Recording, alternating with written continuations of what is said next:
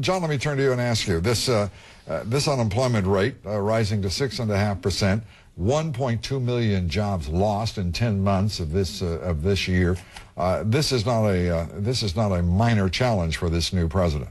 We are going to have clearly the worst recession since 1981.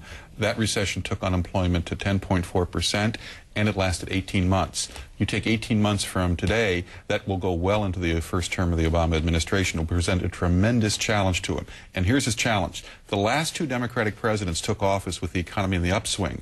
Obama's taking office with the economy in the downswing. He should not repeat the mistake the last two Democratic presidents, Carter and Clinton, did, which is let the Democratic congressional leadership set the agenda. I think that's why he's gotten Raum Emanuel as his chief of staff. He is sending a signal to Congress, I'm in charge, and Raum Emanuel is my enforcer. And Errol, do you think he can successfully, A, deliver the message, and then B, back it up? Well, the message will be delivered. I mean, he's got his own Dick Cheney, basically, somebody who's familiar with the Congress, a former congressman himself. You know, you're scaring people all over this country. Well, that's the intended effect.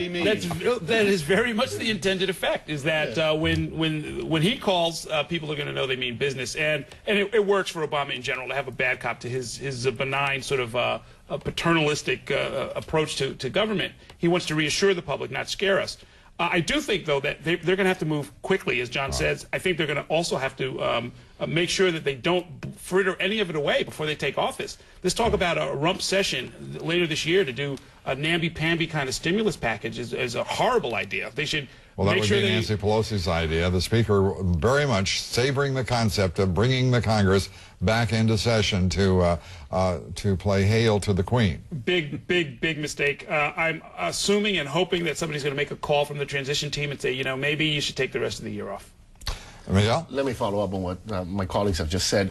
In the case of Raum Emanuel, why do you, if you're the man of the people, if you campaign all this time saying that you're going to be much more accessible, why do you hire a pit bull to guard the door of the White House? And no lipstick. And that is exactly what has happened, yes.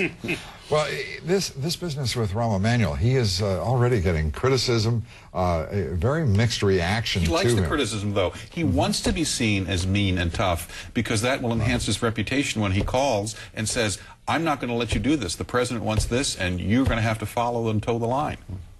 And John Boehner, the minority leader, he's sort of left in a peculiar position, severely weakened in the minority. What can possibly the Republican strategy be here? What is their role? I think their role is going to be the loyal opposition, but they're going to sort out their ideology and their principles, because let's face it, for the last 8 years, they had the courage of other people's convictions, not their own. I think the Republican Party has to go back, repair its name brand, and start from scratch. And right now, they've got a lot of rebuilding to do, and that's what they need to do rather than attack President Obama. Well, here's the bridge from John Boehner, the Republican minority leader, saying of Raum Emanuel, an ironic choice for a president-elect who's promised to change Washington, make politics more civil, and govern from the center, Errol. I think salvos have been fired. Well, I think he'll probably rethink a statement like that. I mean, there's no point in trying to pick a fight with a party that just cleaned their clocks and will control all of the committees for the foreseeable future. I think there's going to be a bloodletting on the Republican side. Somebody's going to have to take the blame for what just happened.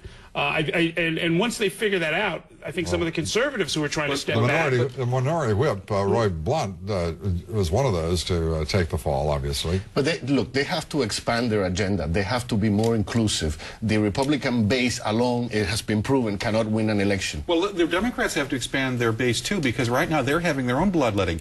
Henry Waxman is challenging John Dingell for the chairmanship of one of the most powerful committees. You are seeing old-time Democrats being knocked off by radical Democrats, challenged for committee chairmanships. Is the Democratic Party going to move even further to the left? What's a radical Democrat? Henry Waxman from Hollywood. Look at his voting record. Just look at it.